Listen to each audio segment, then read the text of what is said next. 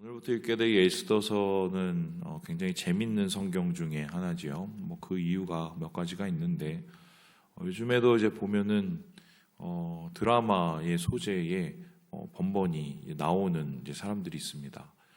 재벌들, 이런 사람들, 혹은 권력자들. 왜냐하면 이제 그 권력자들의 삶과 이 재벌들의 삶이 이제 많은 사람들에게 있어서는 관심의 대상이지요. 실제적으로 거기에서 일어나는 일들 또 참 여러 가지로 이상하기도 하고 재밌는 일들이 많이 일어나는데 그 당시 이제 에스더 시절의 당시에 고대 근동에서 가장 핫한 이 장소, 사람들의 모든 대상이 관심이 이어지는 그곳은 왕궁이라고 할 수 있습니다. 그것도 그냥 왕궁이 아니라 그 당시에 고대 근동 세계를 다 다스리고 있었던 이 페르시아 엄청난 대제국의 왕궁 얘기니까 당연히 이제 거기서 나는 암투 또 거기서 이루어지는 여러 가지의 일들 우리의 흥미를 자극할 수밖에 없죠. 두 번째로 여기 이 에스더서가 재밌는 이유 중에 하나는 반전의 반전이 거듭되고 있기 때문입니다. 처음에는 왕비가 된 에스더로부터 시작을 했었을 때, 어떻게 유대인 출신 아무것도 아닌 무주령이 같은 이런 사람이 왕비가 될 수 있을까, 황후가 될 수 있을까, 이런 생각을 했는데 뒤이어서는 갑자기 유대인이 몰살 위기에 빠지죠. 그러다가 갑자기 또 유대인을 죽이려고 했던 하만이라는 사람과 그의 일족들이 다 완전히 멸절되게 됩니다. 그 사이에서 이제 모르드게라는 사람의 활약이 나타나고요. 이제 그래서 어떻게 보면은 이 이야기 구성 자체가 굉장히 되게 재밌어요. 그래놓으니 이제 이 말씀을 읽고 읽을 때마다 사실 우리의 흥미를 자극하기엔 충분한 일들이 나타나게 되는 거죠. 뿐만 아니라 이 에스더서가 또 재밌는 이유 중에 하나가 뭐냐면 이 주인공이 에스더이기 때문입니다. 여자죠. 그 당시에 여자의 생각과 여자의 지위라는 것은 지금과는 비교할 수 없을 만큼 굉장히 낮았는데 그것도 유대의 여자, 더 말할 것도 없겠죠. 그런데 하나님께서 이 여자, 유대 여자를 통해서 유대 민족을 구원하시는 이것 어떻게 보면 흔히 있는 일은 아니지 않습니까? 그래서 많은 교회는 또 여성 독자들이 있었고 교회 역사 동안에 또 여성의 또 지위와 역할을 또 굉장히 간절히 바라는 사람들도 많았기 때문에 에스더서를 읽을 때마다 어떻게 보면 좀 쾌감 같은 걸 느낄 수 있을까요? 그래서 에스더서는 좀 되게 재밌는 성경이라고 볼 수가 있겠습니다. 이건 이제 겉에서 보는 거고요. 실제적으로 에스더서를 따져보기 시작하면 좀 이상한 게 굉장히 많은 거 아십니까? 오늘 아마 이 얘기 해드리면 좀 되게 놀라실 건데요. 되게 많은데 제가 세 가지만 얘기를 해볼게요.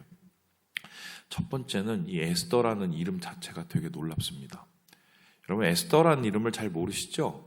이게 학자들이 살펴본 바에 따르면 이슈타르에서 근거했다고 봅니다. 이슈타르가 뭐냐면 바벨론의 여신입니다.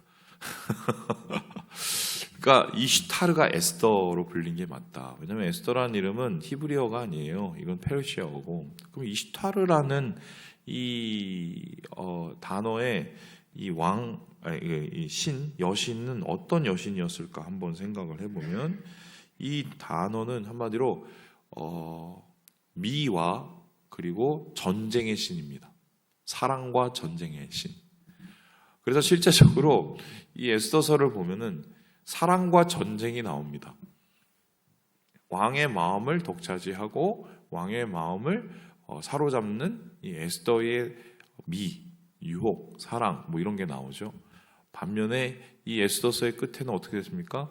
소위 말해서 유대민족과 유대민족을 해하려는 여러 세력 간의 전쟁 그리고 전쟁의 그 승리가 나타나죠. 공교롭게도 그게 딱 맞아 떨어져요.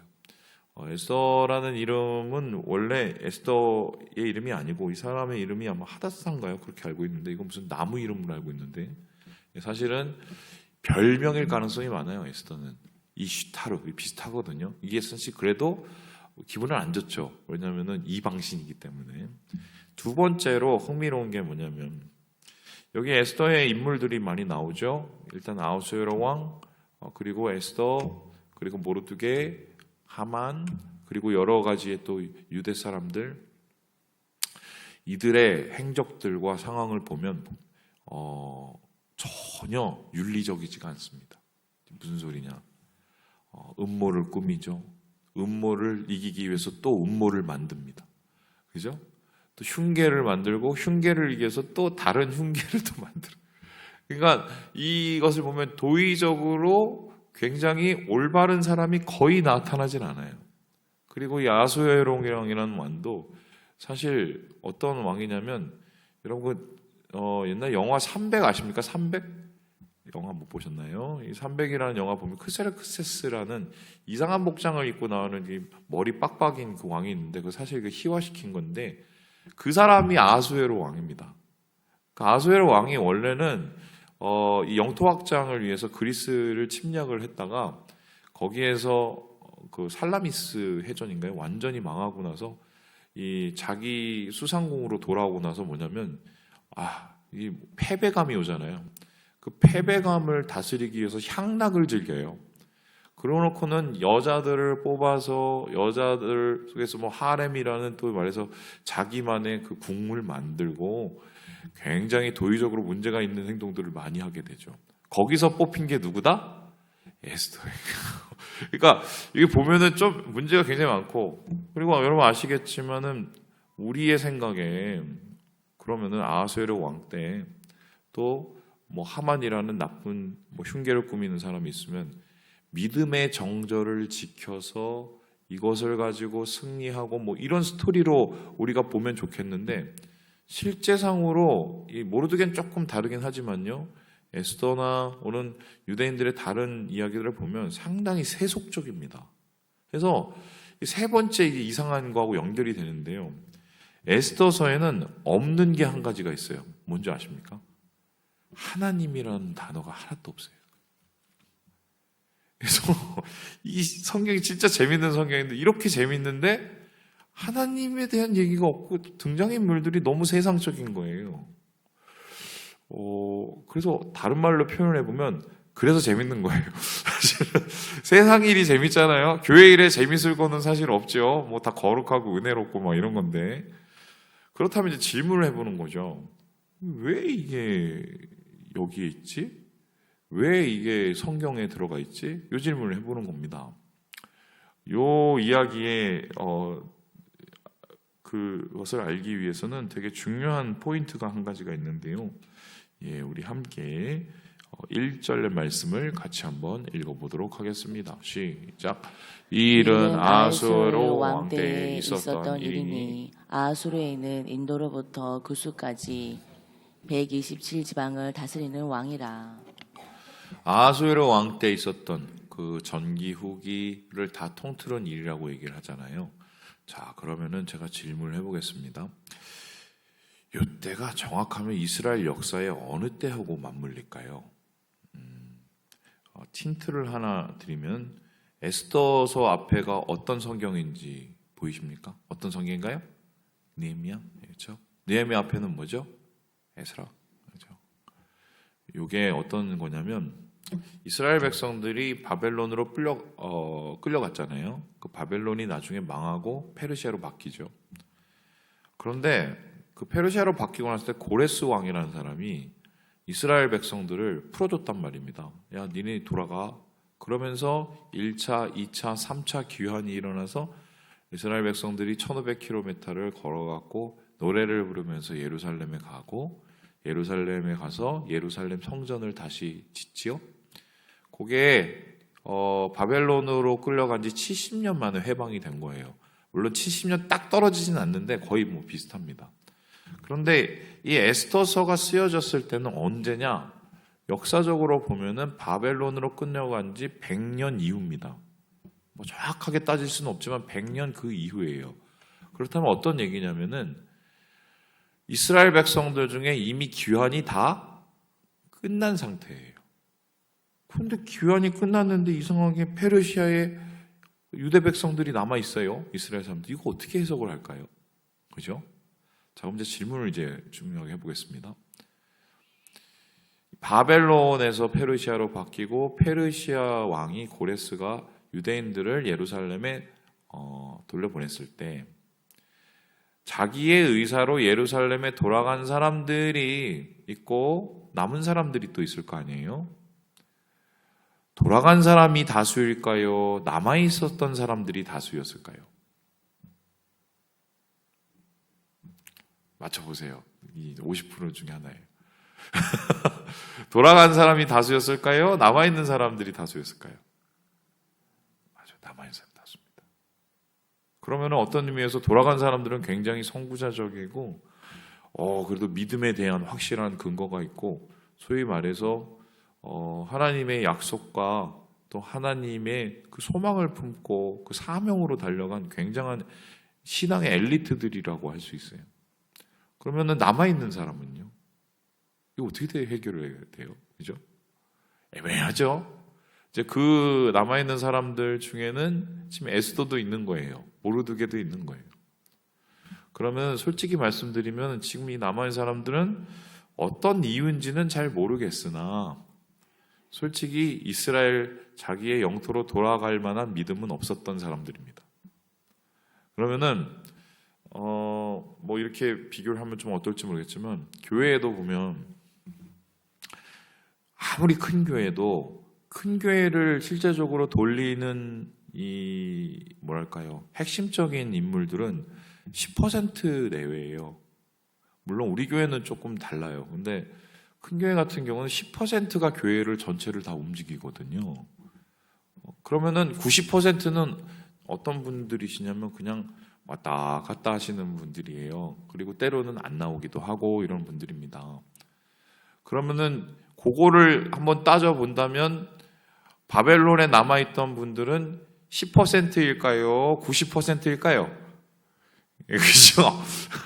어쩌면 신앙적으로 조금 떨어지시는 분들이고 또 다른 말로 표현하면은 놓고 갈 게 아까워서 미련이 많으신 분들이고 그러니까 이게 페르시아에 좀 많이 이렇게 뭐랄까 젖어들어서 그 문화에 동화되어 가는 유대인들이고 그래놓으니 신앙적으로 좀 타협하고 문제가 있었던 이런 사람들입니다.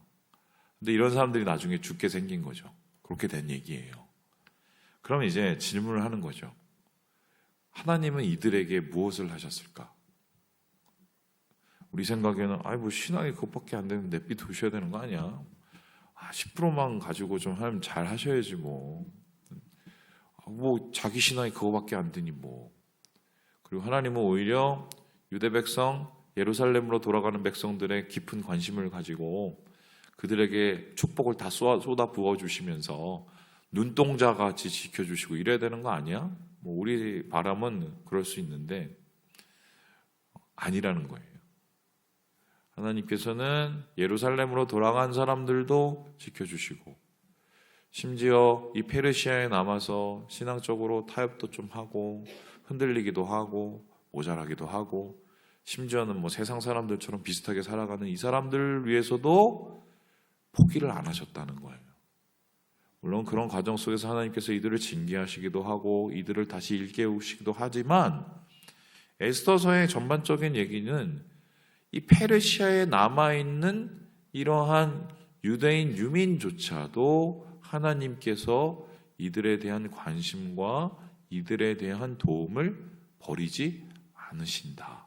이 얘기가 에스더서의 핵심적인 이야기입니다. 그래서 이 이야기는 오늘날도 그대로 다 이어지는데 우리 생각에는 우리가 잘하고 우리가 똑똑하고 우리가 뭔가 좀 특출나고 이래서 구원받았다고 생각하시는 분 잘 없을 겁니다. 저만 해도 옛날에는 좀 그런 줄은 알았어요. 왜냐하면 저희 집이 뭐 5대째 6대째 신앙인이고 막 이런 얘기를 어릴 때 하도 많이 들었고 그러면 자동적으로 신앙이 막 기본은 쌓이고 막 이렇게 기본 요금이 있는 줄 알았거든요.